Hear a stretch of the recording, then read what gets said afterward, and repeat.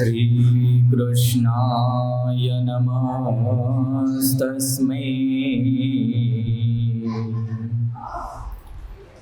यः साक्षात् धर्मनन्दनः भुवि भूत्वा हरत्यन्तः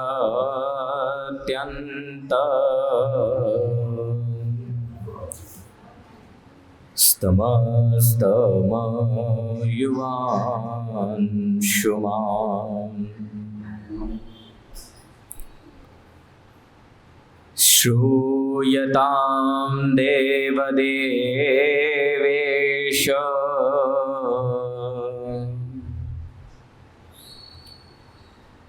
स्वामिनारायण प्रभो।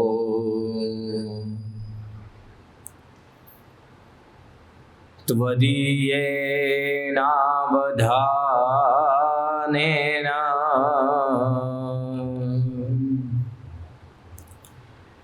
कथयिष्ये शुभां कथा। वागर्ताविव सम्प्रोक्तौ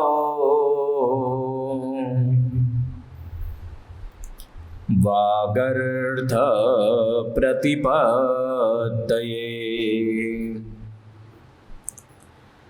जगत पितरौ वन्दे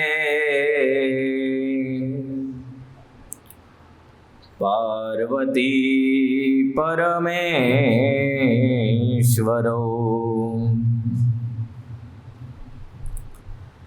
भवानी शंकरौ वन्दे श्रद्धा विश्वासरूपिणौ।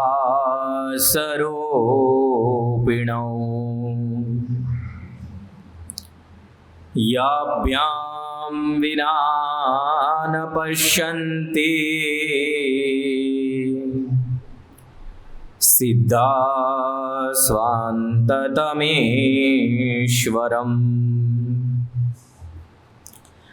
ॐ अवतारिणे स्वामिनारायणाय नमो नमः। ॐ श्री हरिकृष्णाय नमो नमः। ॐ श्री पूर्णपुरुषोत्तमाय नमो नमः।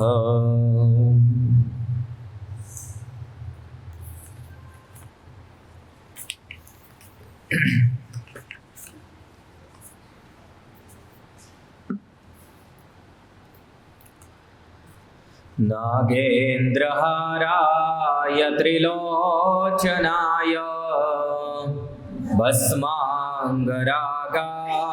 महेश्वराय नित्याय शुद्धाय दिगंबराय नमः शिवाय।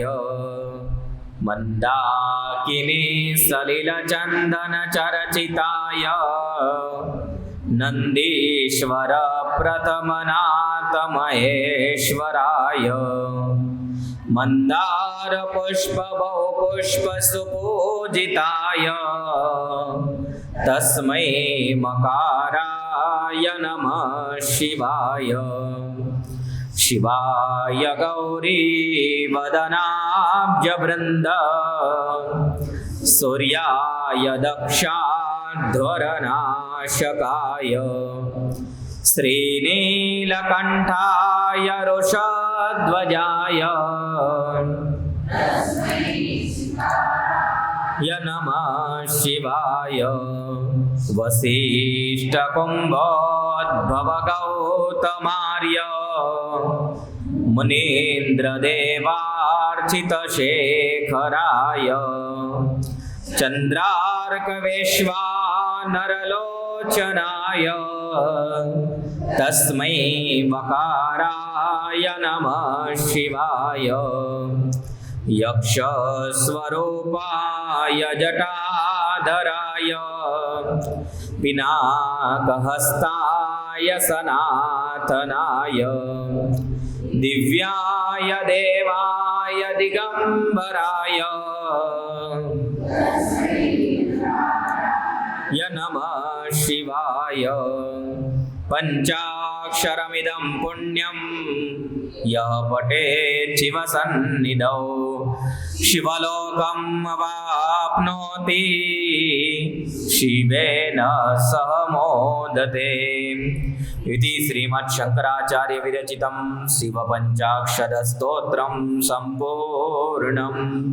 स्वामिनारायण भगवाननी जय। श्री हरि कृष्ण महाराजनी जय। श्री लक्ष्मी नारायण देवनी जय। श्री राधा कृष्ण देवनी जय। श्री सिद्धेश्वर महादेवनी जय। श्री विघ्न विनायक देवनी जय। श्री कष्टभंजन देवनी जय।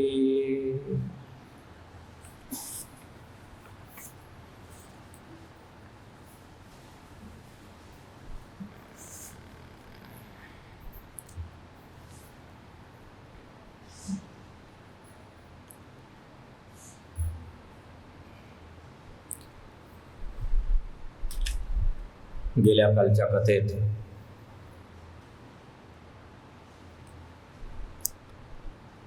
आपण सप्तर्षी पार्वतीची परीक्षा घेण्यासाठी गेले ते चरित्र ऐकले।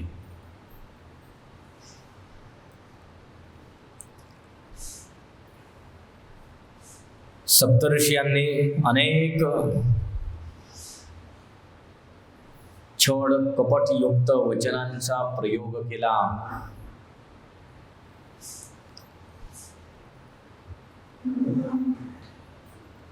सप्तर्षियांनी विचार केला की असे वचन बोलू की जेणेकरून पार्वती तपाचा त्याग करेल, परंतु पार्वती या सुद्धा मक्कम होत्या की त्यांनी तपाचा त्याग केला नाही। सप्तर्षींना सांगितलं, हिरुमुनीवर कदाच तुम्ही लवकर आले असते तर तुमची गोष्ट ऐकली असती, आता तुम्ही आले त्याला उशीर झालाय। तप केवढं 3000 वर्षापर्यंत तर होऊन गेलं। सप्तर्षी तिथून निघाले, भगवान शंकर यांच्या जवळ आले आहेत। शंकरजी यांना सांगितलं की देवी पार्वतीला तुमच्या प्रती अदृढ श्रद्धा आहे, तुमच्या विषयी अतिशय तिला विश्वास आहे। पार्वतीचे खूप प्रशंसा वखाण सप्तर्षींनी केली। सप्तर्षी निघाले आहेत। सतपुराणिक म्हणतात, हे शौनकादिक ऋषींनो, ब्रह्माजी नारदांना सांगू लागले, गतेषु तेषु मुनीषु स्वं लोकं शंकर स्वयं परीक्षितुं तपोदेव्या एच्छत्सूतिकर प्रभु।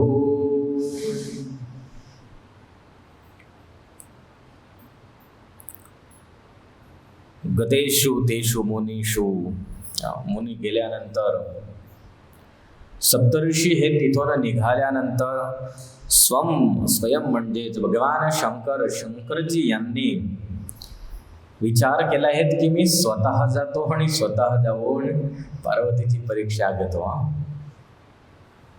सप्तर्षी फेल झाले। आता विचार केला की आपणच जाऊया स्वतः। शंकरजी यांनी ब्राह्मणाचा वेश घेतलाय। ब्राह्मणाचा वेश घेऊन हातामध्ये दंड धारण केला, एक हातामध्ये छत्र धारण केला आहे आणि असा वेश घेऊन तो ब्राह्मण म्हणजेच शंकरजी पार्वतीकडे निघाले आहेत. पार्वतीकडे निघाले. पार्वती तप करण्याच्या तयारीमध्ये होती. सख्या होत्या. सख्यांनी बघितलं की द्वारावरती कोणी ब्राह्मण आला आहे. ब्राह्मणाने सांगितलं की मला भेटायचं आहे देवीशी. सख्या विचार करू लागल्या की हे जंगल आहे, वन आहे, वनामध्ये ब्राह्मण कसा आला असेल. काही हरकत नाही, चला अशी कोणी फिरणारा ब्राह्मण. पार्वतीला सांगितलं की कोणी भूदेव आले आहेत. भूदेव म्हणजे ब्राह्मण. तुम्हाला भेटण्याचंही तुमच्या दर्शनाची इच्छा आहे. पार्वती म्हणते काही हरकत नाही, येऊ द्या.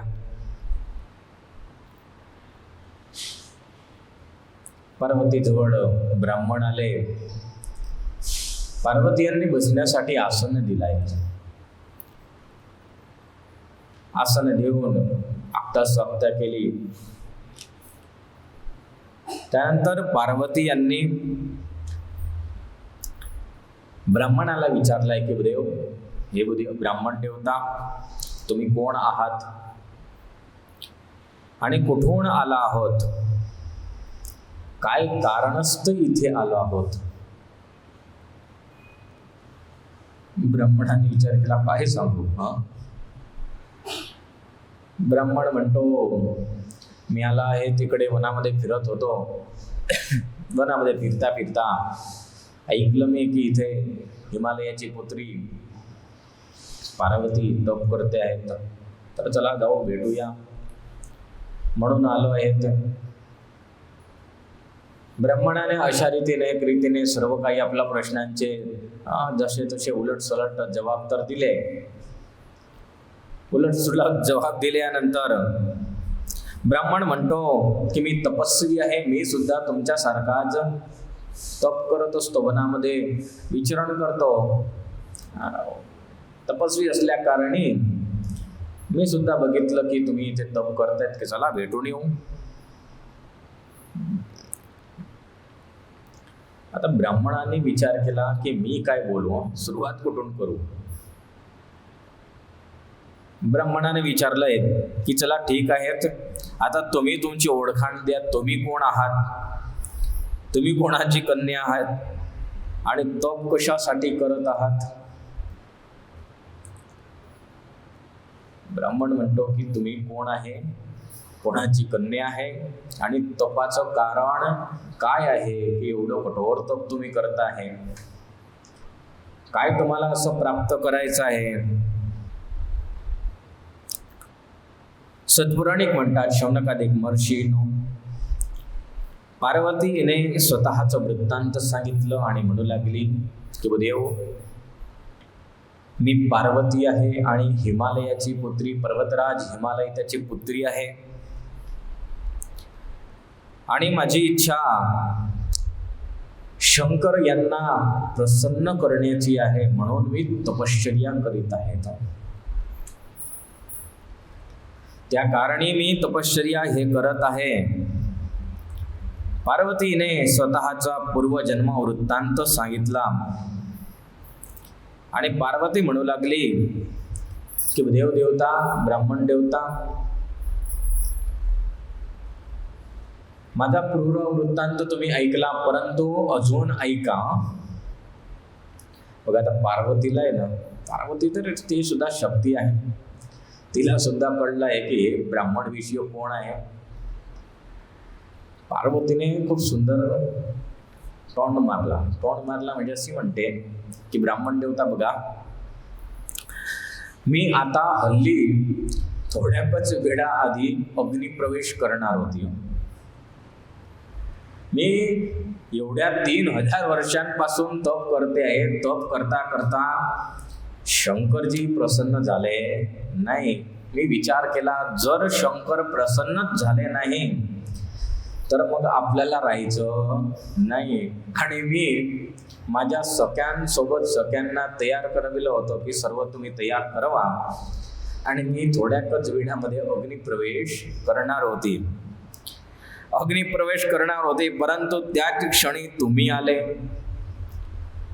आले म्हणून मी असं विचार केला की चला ब्राह्मण आले आहेत, तर ब्राह्मणाची गोष्ट चर्चा विचारणा करू आणि मग नंतर अग्निप्रवेश करू.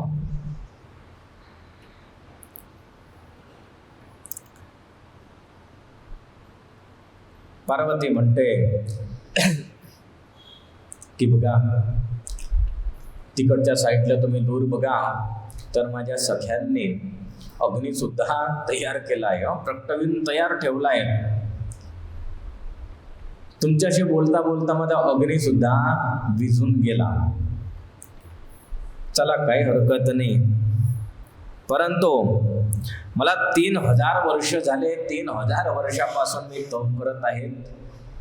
पार्वती म्हणते बघा मी आली तेव्हा इथे या पर्वतावरती, ह्या शिखरावरती वृक्ष न होते. मी साधना करण्यासाठी बसली, माझ्या सख्यांनी वृक्ष लावले, तर हा पर्वत सुद्धा हिरवागार होऊन गेला आणि त्या वृक्षांना फळ फूल सुद्धा यायला लागले. एवढे वर्ष झाले आहेत, एवढ्या वर्षांपासून मी तप करते आहे, परंतु तरी सुद्धा मला शंकरजी यांचं दर्शन झालं नाही. ब्राह्मणांनी विचार केला की पार्वती हे मला अजून ओळखत नाही आहेत, परंतु पार्वती ओळखून गेल्या होत्या. कारण पार्वतीने बघितलं बरोबर ओळखलं, आणि मग त्यासाठी म्हटलं की मी अग्निप्रवेश करणार होती, परंतु तुम्ही आले म्हणून मग राहिलं आहे. तसं आहे. ब्राह्मण म्हणतो ठीक आहे, चला चांगले आहेत, खूप सुंदर तुमची गोष्ट आहे. ब्राह्मण म्हणतो आता मी सुद्धा निघण्याची तयारी करतो. पार्वती म्हणते की असं कसं निघणार तुम्ही, अजून तर तुम्हाला दर्शन द्यायचे, मूळ रूपामध्ये यायचं आहे. मनोमन पार्वतीने विचार केला. पार्वती म्हणते बघा आलेच आहात तुम्ही, बुद्धिव आहे, तपस्वी आहे, काहीतरी थोडा उपदेश द्या. उपदेश दिल्यानंतर मग तुम्हाला इच्छा झाली तर मग तुम्ही इथून निघा. ब्राह्मण म्हणतो ठीक आहे, चला उपदेश देतो. आता ब्राह्मणाने विचार केला काय उपदेश देऊ. ब्राह्मण स्वयं शिवजी. ब्राह्मणाने विचार केला उपदेश न देता माझी स्वतःची निंदा मी करतो, म्हणजे शिव यांची निंदा करतो. परीक्षा घेण्यासाठी आले होते ना. ब्राह्मण म्हणतो की बघा देवी, तुम्ही मला तुमचं वृत्तांत सांगितलं, परंतु माझी अशी इच्छा आहे की तुम्ही हा तुमचा विवाहाचा प्रस्ताव आहे शिवजी सोबतचा हा सोडून द्या, कारण त्याच्यामध्ये काही मजा नाही. याकरता तुम्ही दुसऱ्या कोणाला शोधा आणि त्याच्याशी विवाह करा. पार्वती म्हणते नाही, आता तर म्हणे मी मनोमन नक्की केला आहे, एवढे वर्ष झाले त्यांचे आराधन केली आणि मग आता काय फिरायचं. पार्वती म्हणते म्हणून तर मी तुम्हाला आधी सांगितलं की शिवजी आले नाही म्हणून तर मला अग्निप्रवेश करायचा होता. ब्राह्मण म्हणतो बघा मी तुम्हाला सांगतो शिव कसा आहे तर. आणि मग शिवजींनी सांगितलं. ब्राह्मण म्हणू लागला हे देवी, महादेव शिवजी शंकर हा कसा आहे तर बैलाची सवारी करणारा आहे. त्याची सवारी कशावरती आहे, बैलावरती आहे. त्यानंतर भस्म धारण करणार आहेत, मस्तकावरती जटा धारण करणार आहेत, शरीरावरती व्याघ्रचम्र वाघाचं चामडं धारण करणारा, त्यानंतर हातीचं चर्म धारण करणार आहेत, शरीरांमध्ये अलंकाराच्या ऐवजी सर्पांना धारण करणारा, त्यानंतर विषपान करणारा असा शंकर आहे. आणि एवढंच नाही तर त्याने स्वतःची पहिली पत्नी सती हिला सुद्धा कपटने मारलेला आहे. तर एवढं तुम्ही ऐकून तरी सुद्धा तुमची काय इच्छा आहे? शिव यांनी खूप निंदा केली आहे, स्वतःची निंदा केली. परीक्षा घेण्यासाठी आले होते, अनेक प्रकाराने निंदा करू लागले. पण त्यानंतर म्हणतात की अजून तुमची काय इच्छा आहे? पार्वतीने निंदा ऐकली. निंदा ऐकून आणि पार्वती यांना थोडा क्रोध आलाय. पार्वती म्हणते, ब्रह्मचारी, मला तुमच्यावरती क्रोध येतो आहे, पण तुम्ही ब्रह्मचारी आहात, ब्राह्मण आहात, म्हणून मी तुम्हाला काहीच करू शकत नाही. कारण शिवजी जे काही करीत असतात ते काय आहे? सर्व लीला आहे, भक्त कल्याणासाठी करत असतात. त्यांचा जो काही वेश आहे तो सुद्धा जगताच्या कल्याणासाठी राहिला आहे. म्हणून हे ब्राह्मण, तुम्ही जे म्हणतायत शिवाची निंदा करतात ते खरोखर खोटं आहे. आणि तुम्ही म्हणतायत की मी शिवाला ओळखतो, परंतु तुम्ही शिव यांना ओळखलंच नाही. जर तुम्ही शिवजी यांना ओळखलं असेल तर तुम्ही अशी त्यांची निंदाच करणार नाही. शिव पार्वती, ब्राह्मण आणि पार्वती दोघांमध्ये अशा रीतीच्या गोष्टी चालू लागल्या. ब्रह्माजी म्हणतात की हे नारद, त्यानंतर थोडासा पार्वती यांना क्रोध आला होता. मनोमन विचार केला की हा भूदेव, हा ब्राह्मण माझे पती, माझे भगवान यांची निंदा करतोय. म्हणून पार्वती म्हणते की आता मला इथे थांबायचं नाही, मी निघते.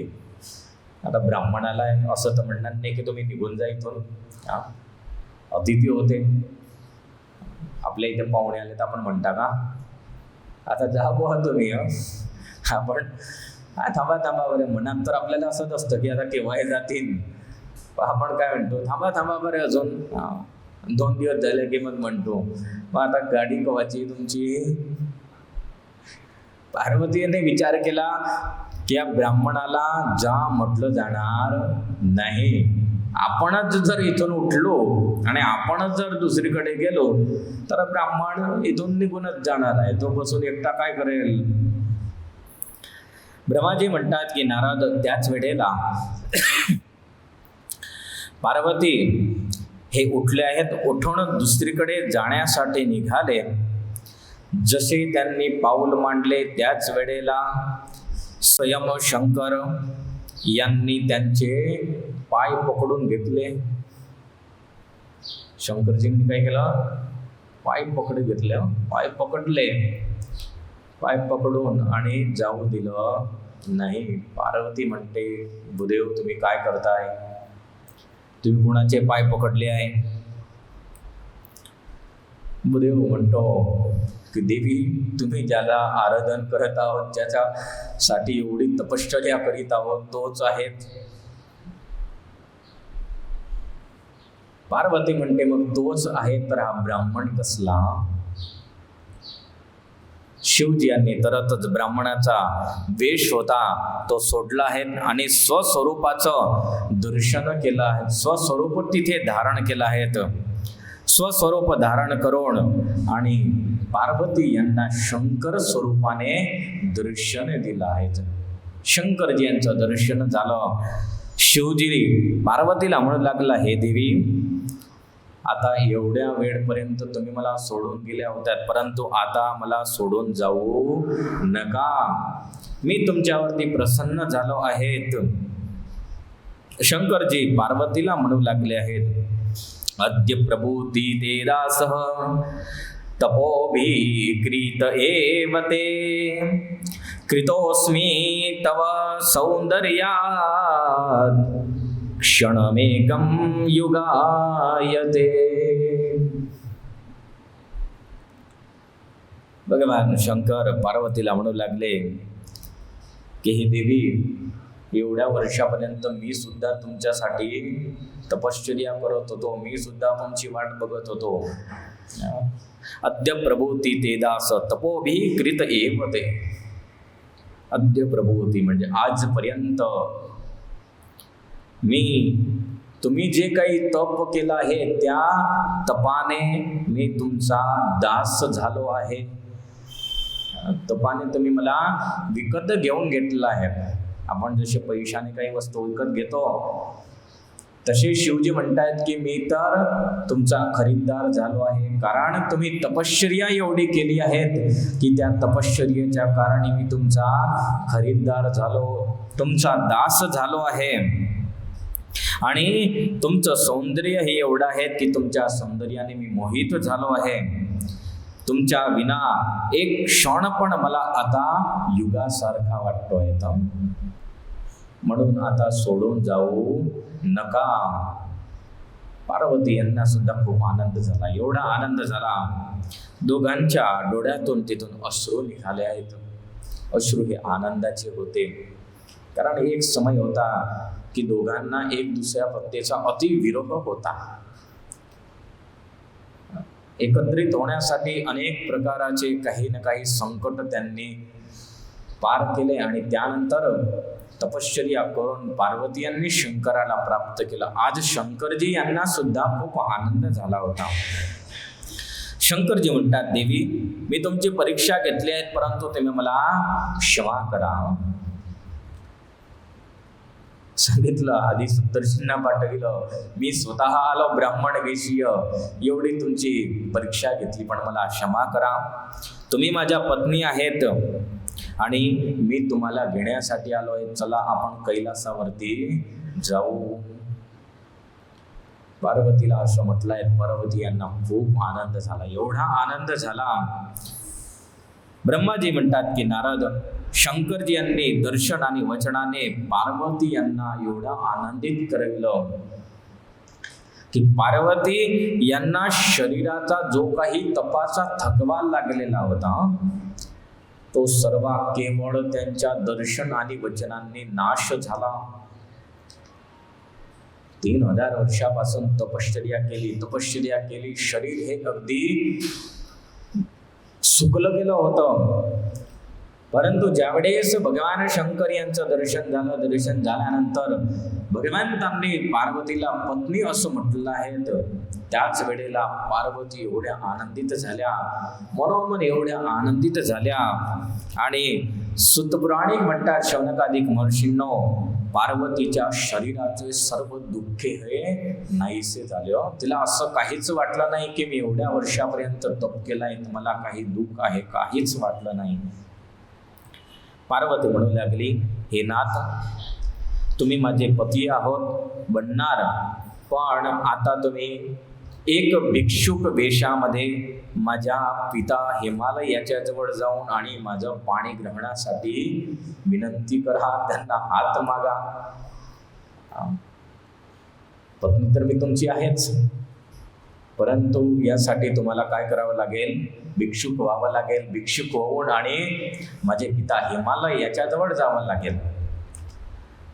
हिमालयाजवळ जा, त्याला सांगा माझ्या पित्याला, आणि त्यानंतर मग मी तुमची पत्नी होईल. पार्वती सांगू लागले आहेत, हे नाथ पूर्व समयमध्ये सती प्रसंगामध्ये आप यथोक्त रीतीने माझ्याशी लग्न केलं नव्हतं, त्या कारणी त्यामध्ये विघ्न पडलं होतं. त्यावेळेला लग्न झालं होतं, परंतु कसं घाईघाईमध्ये लग्न झालं होतं. आता घाईघाईमध्ये लग्न करायचं नाही, आता एकदम शांततेने परिपूर्ण रूपेने करायचं आहे. तर पार्वती यांनी खूप सुंदर सांगितलं, विवाहस्य यथा रीती कर्तव्या सा तथा ध्रुवम. पार्वती म्हणतात की हे देव, विवाहाची जी काही रीत आहे ते संपूर्ण निश्चय रूपानं, ध्रुव म्हणजे अतिशय परिपक्व रूपाने आपल्याला करायची आहे. की ज्या रीतीने वेदोक्त रीतीने वेदांमध्ये ज्या रीतीने विवाहाचं सर्व काही सांगितलं आहे त्या रीतीने आपल्याला विवाह करायचा आहे. पार्वतीने अशा रीतीने सांगितलं आहे. शिवजी यांनी सांगितलं, ठीक आहे, तुमची जर तशीच इच्छा आहे तर अवश्य मी एक भिक्षुकचा वेश घेऊन, म्हणजे मूळमध्ये तुमचं हात मागण्यासाठी भिक्षुक होऊन सुद्धा मी हिमालयाच्या येथे जाईल. शिवजी कैलासावरती गेले आहेत. कैलासावरती गेल्यानंतर सतपुराणिक म्हणतात शौनकादिक महर्षींनो, शिवजी यांनी जो काय वृत्तांत झाला होता तो सर्व आपले गण होते, नंदी, भृंगी, भैरव या सर्वांना सांगितला. सर्वचे सर्व खूप प्रसन्न झाले. एवढे प्रसन्न झाले, सर्वांना एक आनंद झाला की चला आतापर्यंत आपली माताजी न होत्या, परंतु आता माताजी येतील, भगवंताचा विवाह होईल. भगवंताच्या विवाहामध्ये आपण सर्व आनंदित होऊन आणि नाचू कुदू जाऊ. सर्वांना खूप आनंद झाला. आनंद झाला एवढाच नव्हे तर ब्रह्माजी म्हणतात की नारद तिथे सर्वांनी खूप मोठा उत्सव सुद्धा केला आहे. उत्सव झाला त्यानंतर ब्रह्माजी म्हणतात की नारद, पार्वती तपश्चर्या पूर्ण करून आणि आपल्या सख्यांसोबत पिताच्या घरी महादेव महादेव अशा रीतीचा शब्द बोलत बोलत निघू लागली. त्यावेळेस ते समाचार हिमालयाला म्हणाले आणि हिमालयाला मिळताच हिमालय खूप आनंदित झाला. पार्वतीने तपाशी पूर्णाहुती केली. भगवान शंकर यांनी दर्शन दिलं, सांगितलं आता तप पूर्ण करा, तुमची परीक्षा झालीच आहे, तप पूर्ण करून आणि घरी जा. पार्वतीने तपाची पूर्णाहुती करून आणि घरी जाण्याची तयारी केली. सेवकगण होते, सेवकगणांना सांगितलं की जाऊन आणि हिमालयाला सांगा, पित्याला सांगा की पार्वती यांना शंकरजी यांचं दर्शन झालं आहे. शंकरजी यांचं दर्शन झालं आहे आणि तप सुद्धा पूर्ण केलं आहे आणि पार्वती हे नगरामध्ये येत आहेत. अशा रीतीचा संदेशा तुम्ही पिता हिमालय यांना द्या. सेवक जो होता, सेवक सुद्धा पळत पळत गेला. नगरमध्ये जाऊन हिमालयाला सांगितलं. हिमालय, मैनाक त्यांचा पुत्र अधिक सर्वांना सांगितलं की पार्वती इथे तपाची पूर्णाहुती करून आणि नगरामध्ये येत आहे. सर्वांना एवढा आनंद झाला की 3000 वर्षांपासून हिमालय विचार करू लागला, माझी कन्या तपश्चर्या करत होती, 3000 वर्षानंतर घरी येत आहे. हिमालयाने तरतच सर्व सेवकांना आज्ञा दिली की जा, समग्र नगर हे शृंगारण्यात आलं आहेत. समग्र नगरामध्ये चंदन, अगर, कस्तुरी आदिक यांचा राजमार्गावरती छटकाव करण्यात आला. समग्र नगर होतं अति सुगंधीमान होऊ लागलं. दिव्यांचा ज्योत प्रगटवण्यात आली, घरोघर दिवे प्रगटवण्यात आले. सुंदर त्या नगराची शोभा सांगण्यात आली. नारदजी म्हणतात, ब्रह्माजी म्हणतात की नारद, राजमार्गावरती समग्र स्त्रिया होत्या, त्यांनी रांगोळ्या आधी काढल्या आहेत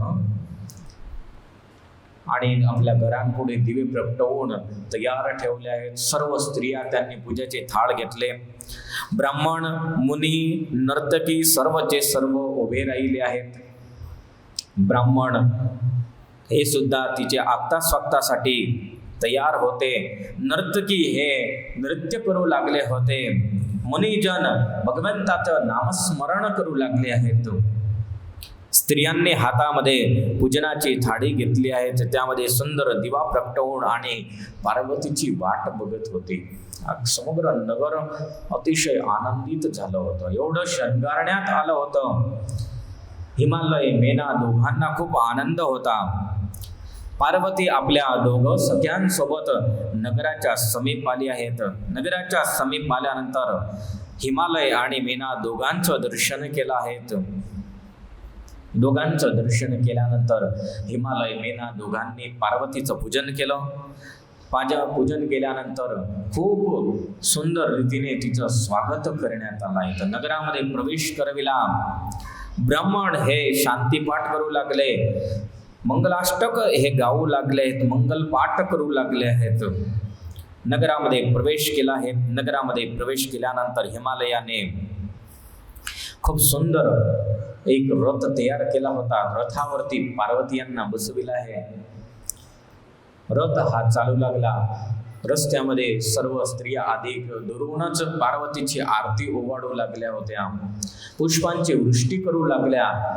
अशा रीतीने धीरे धीरे रथ हा महलामध्ये गेला. महलामध्ये शिव हिमालय याने सांगितलंय की उद्याच्या दिवशी पार्वती हे घरी आली म्हणून आपल्याला उत्सव करायचा आहे. तर उत्सवाची जाहिरात करण्यात आली.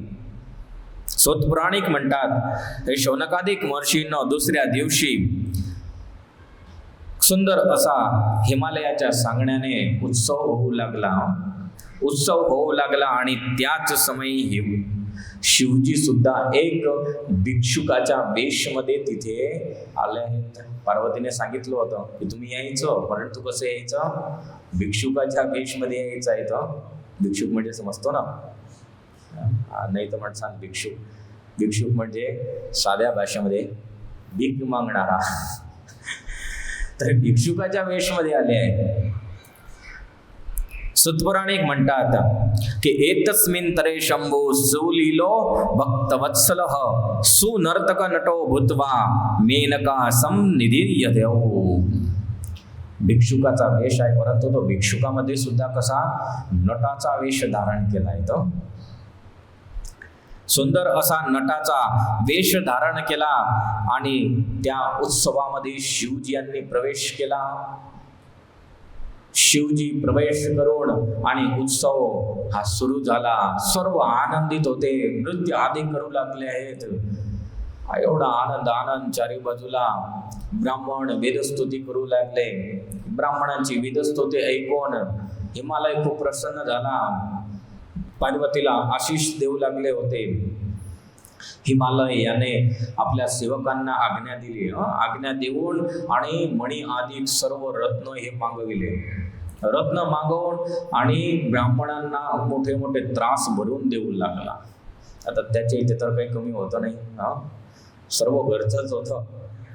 त्रास भरून आणि ब्राह्मणांना दक्षिणामध्ये ते सर्व देऊ लागलाय. ब्राह्मण सुद्धा आनंदित होऊन आणि वेदस्तुती हे करू लागले. सत्पुराणिक म्हणतात शौनकादिक महर्षींनो त्यावेळेस मेनका यांच्या समीप भगवान शिव हे तिथे गेले.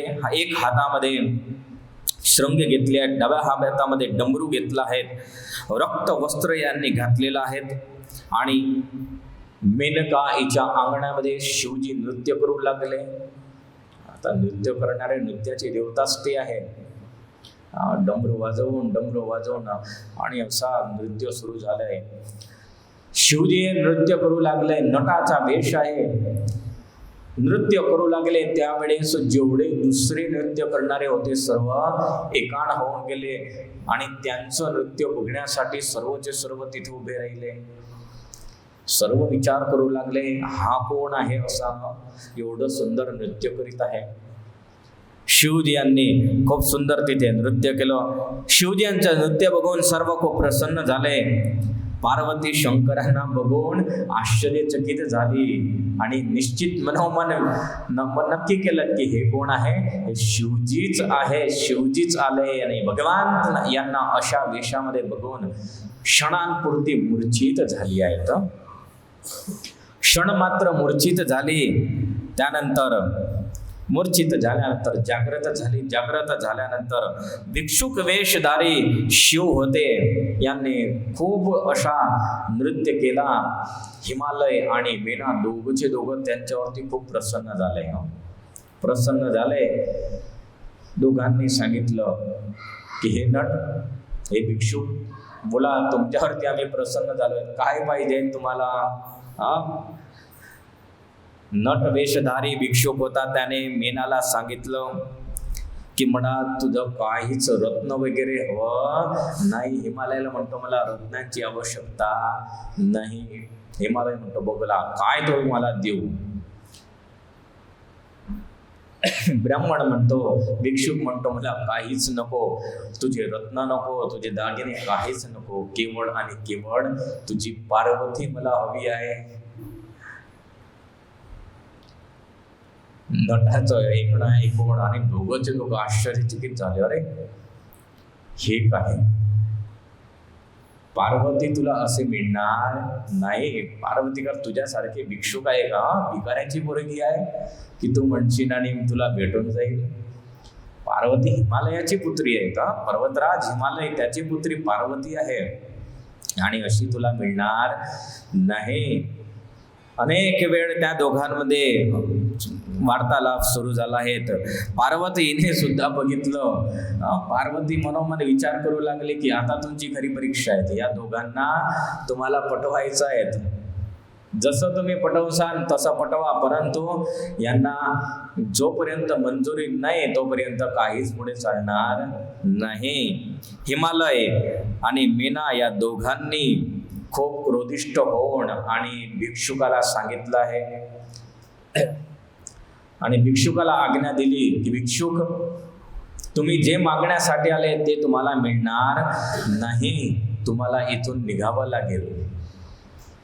जर तुम्हाला कोणची वस्तू पदार्थ हवी असेल तर ते सांगा, मी तुम्हाला ते स्वखुशीने देईल. तुम्ही एवढं सुंदर नृत्य केलं आहे.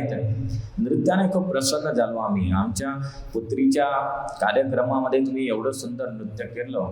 वस्तू मागून घ्या. भिक्षुक म्हणतो वस्तू नको, पार्वती हवी आहे, पार्वती द्या. दोघंचे दोघं क्रोधिष्ट झाले आणि आज्ञा दिली आहेत. सेवकांना आज्ञा दिली, या भिक्षुकाला बाहेर काढा.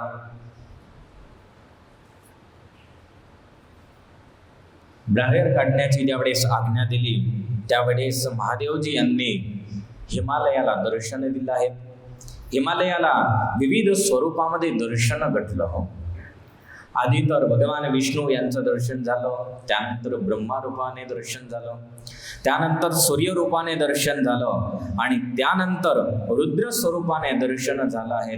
रुद्र स्वरूपाने दर्शन झालं त्यावेळेस दोघं खूप आश्चर्यचकित झाले. पुन्हा पार्वती यांनी याचना केली, पार्वतीची याचना केली, परंतु हिमालयाने तरी सुद्धा अस्वीकार केला. हिमालय म्हणतो की तुम्ही रुद्र आहेत, बरोबर आहेत, परंतु माझी पार्वती तुम्हाला द्यायची नाही. तुम्ही पूर्वी सतीला ग्रहण केलं होतं आणि सती तुमच्या कारणी यज्ञामध्ये बळून भस्मीभूत झाली, म्हणून मला पार्वती द्यायची नाही. अशा रीतीने तिथे अनेक वादविवाद सुरू झाला. शिवजी हे तिथून निघाले आहेत. शिवजी तिथून निघाले आणि कैलासावरती गेले. इकडे उत्सव सुद्धा पूर्ण झाला, परंतु आता चिंता झाली देवतांना. देवता विचार करू लागले, सर्व काही आपण जवळ जवळ आणतोय, परंतु काही ना काही कुठे ना कुठे एक तार खेचलाच जातोय. देवतांना चिंता करण्याची गोष्ट आली. देवता विचार करू लागले की आता एक बाजूला शिवजी यांना तर आपण मनविलं, आता गोष्ट राहिली हिमालयाची आणि त्याची पत्नी मीना. आता या दोघांना कसं म्हणावं? खूप विचार करू लागले आणि त्यावेळेस देवतांना विचार झाला की आपले गुरु बृहस्पती आहेत, त्यांना पाठवू. ते जर जातील आणि ते जर सांगतील तर काही काम पुढे सरकेल. सर्वांनी बृहस्पती यांच्याजवळ गेले, गुरुजवळ गेले. गुरुला सांगितलं, गुरु या वेळेला तुमचं काम आहे. बृहस्पती म्हणतात, बोला काय आहे? तर बृहस्पती म्हणतात, जे काम असेल ते सांगा. देवतांनी सांगितलं की हिमालयाजवळ जा. हिमालयाला जाऊन आणि त्याची पुत्री जी आहे तिचा विवाह शंकरासोबत करण्याचे तुम्ही आज्ञा द्या. बृहस्पती यांनी स्पष्ट नाही सांगितलं की मी तसं करणार नाही, मी जाणार नाही. आता गुरूंनाही सांगितलं म्हणजे जास्त काही बोलण्यामध्ये विचार न करता देवता तिथून निघाले. देवता तिथून ब्रह्माजी यांच्याजवळ गेले. ब्रह्माजी यांना समजविलं आहेत. ब्रह्माजी यांनी सुद्धा नाही सांगितलं. त्यानंतर ब्रह्म आदी सर्व देव कैलासावरती गेले आणि कैलासावरती जाऊन शिवजी यांनाच सांगितलं आहे. शिवजी यांना सांगितलं की तुम्हीच काहीतरी करा, तुमचीच काही अशी माया फैलवा की ज्या योगे हिमालय हा तुमच्याशी तिच्या कन्याचा विवाह करण्यास तयार होईल. शिवजी यांनी विचार केला, ठीक आहे, चला मीच करतो. शिवजी यांनी पुन्हा ब्राह्मणाचा वेश धारण केला. ब्राह्मणाचा वेश धारण करून हातामध्ये दंड, छत्र, दिव्य वस्त्र धारण केले आहेत. मस्तकावरती ऊर्ध्वपुंड्र तिलक धारण केला. हातामध्ये स्वस्तिकची माळा घेतली आहेत. गळामध्ये शालिग्राम धारण केले आहेत. मुखमध्ये भगवान नारायणांचं नाव धारण केलं आहे अशी सुंदर वेशभूषा धारण करून आणि शिवजी हिमालयाच्या घरी गेले आहेत. हिमालयाच्या घरी गेले. हिमालयाने खूप सुंदर असा ब्राह्मण बघितला. एवढी सुंदर त्याची आकृती होती. ब्राह्मण विचार केला, खूप मोठा विद्वान ब्राह्मण आहे, भगवत भक्त आहे, कोणी भगवत परायण आहे. खूप अवकार दिला, बसविला आहे. आतिथ्य सत्कार केल्यानंतर विप्रवेश शंकरजी यांनी सांगितलं आहे. दोघांमध्ये चर्चा विचारणा झाली. ब्राह्मणाला विचारलं की देव काय तुम्ही आले? ब्राह्मण म्हणतो की मी आला आहेत सरळ तुम्हाला कोणत्याही प्रकारचं कपट न ठेवता मी सांगतो की तुमची जी पुत्री पार्वती आहे तिचा विवाह तुम्ही सदाशिवशी करा किंवा नाही कराल. मुख्य प्रश्नावरती आला. ब्राह्मणाने सदाशिव यांची अनेक गोष्टी सांगितल्या. अनेक गोष्टी सांगून आणि अनेक रीतीने त्यांना समजविलं. ब्राह्मणाने समजविल्यानंतर ब्राह्मणाने विचार केला की यांच्यामध्ये काही फरक पडेल, परंतु त्यामध्ये सुद्धा हिमालयाने काहीच ऐकलं नाही. हिमालय म्हणतो की मी कदाचित एकटा हो म्हणेल, परंतु माझी पत्नी हे हो म्हणणार नाही. आणि माझी पत्नीच नव्हे, माझे पुत्र सुद्धा आहे, आमचे सर्व संबंधीजन आहेत, त्या सर्वांना विचार करावा लागेल. आणि अशा रीतीने त्यांच्यामध्ये अनेक रीतीने वादविवाद सुरू झाला आहेत. सत्पुराणिक म्हणतात शौनकादिक महर्षींनो आणि त्याच वेळेला दोघांमध्ये खूप वादविवाद झाला. वादविवाद झाल्यानंतर शेवट ब्राह्मण वेशीय शंकर होते यांनी दर्शन दिलं. दर्शन देऊन आणि सांगितलं की मी स्वयं शंकर आहे, तुमच्या इथे कन्याला प्राप्त करण्यासाठी आला आहे. हिमालय आणि मेना त्यावेळेस दोघांनी विचार केला आणि विचार करून आणि मान्य ठेवला आहे. परंतु तरी सुद्धा भगवान तर निघाले, पुन्हा सप्तर्षी तिथे आले आहेत. सप्तर्षी आले.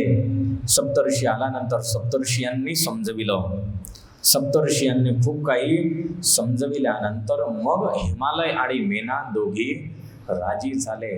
आणि राजी झाल्यानंतर मग विवाहाचा कार्यक्रम हा पुढे सुरू झाला. आणि मग नंतर सांगण्यात आलं, दोघांनी सांगितलं सप्तर्षींना की चला ठीक आहे, तुम्ही जा शंकरला सांगा की आम्ही हो म्हणतो आहेत. आणि त्यानंतर मग सप्तर्षी गेले आणि हो सांगितलं आणि विवाह खूप धूमधुमीने पूर्ण झाला आहे. आज आपल्या श्रावण महिन्याचा अंतिम दिवस अमावस्या आहेत. एक मासपर्यंत आपण सुंदर शिवपुराण कथा ऐकली आहे. असं बघायला जा, शास्त्र भगवंताला असं म्हणतात की परमेश्वर कसे आहेत, नेती आहेत, की कधी त्याच्या कोणत्याही महिमाचा पार येऊ शकत नाही. कदाच आपण कथेला इथे फक्त पूर्णाहुती न करता एक विराम स्वरूपाने ठेवू शकतो, की इथे कथेला श्रावण मासामध्ये विराम देऊन आणि पुढच्या श्रावण मासामध्ये कदाचित आपण त्याला सुरू करू शकू. एक मासपर्यंत आपण सुंदर शिवचरित्र ऐकले. भगवान स्वामीनारायण शिक्षापत्रीमध्ये खूप सुंदर आज्ञा देतात की शिव आणि नारायण या दोघांचं एकात्म म्हणून समजायचं आहे. आपण जेवढे चरित्र ऐकले यामध्ये सर्व ठिकाणी आपल्याला वारंवार एक गोष्टीचं दर्शन घडलं आहे की शिव आणि विष्णू या दोघांमध्ये कुठेच अंतर्भाव झाला नाही. कुठे कुठे अंतर्भाव झाला असेल तर ब्रह्माजीमध्ये झाला असेल, परंतु हे सुद्धा एक परमेश्वराची लीला असत असते, भगवंताचे चरित्र असतात. आणि त्याच रीतीने आपण एक मासपर्यंत हे कथा ऐकली. आज त्याचा अंतिम दिवस आहे, समाप्तीचा दिवस आहे. आजच्या दिवशी आपण त्याची समाप्ती करणार आहोत. परंतु अजून तर शिवपुराण खूप काही पुढे मोठं आहे आणि खूप सुंदर सुंदर त्यामध्ये अजून चरित्र सुद्धा आहे. भगवंताला प्रार्थना करू की शेष बाकी राहिलेलं आपण पुढे केव्हा तरी अशाच रीतीने ऐकत बघा. 1 तास असतो, परंतु यामध्ये तुम्हालाही आनंद येतो, कारण मूलभूत गोष्ट तुम्हाला ऐकण्यासाठी मिळत असते. मी असं नाही म्हणत की सप्ताहामध्ये येत नाही, सप्ताहामध्ये सुद्धा असतं, परंतु यामध्ये मूलभूत गोष्ट तुम्हाला सर्व खूप काही ऐकायला मिळत असते. तर असाच किंवा प्रसंग पुन्हा घडला तर अवश्य आपण त्याचं श्रवण करू. शेवट हात जोडून तुम्हाला विनंती करतो, यामध्ये कदाच तुम्हाला काही अशुद्ध वाटला असेल किंवा स्वामींनी काही खराब बोललं असेल तर आपला जे एक शिष्य अधिक समजून त्याबद्दल आम्हाला क्षमा करसा. अस्तु. जय स्वामीनारायण.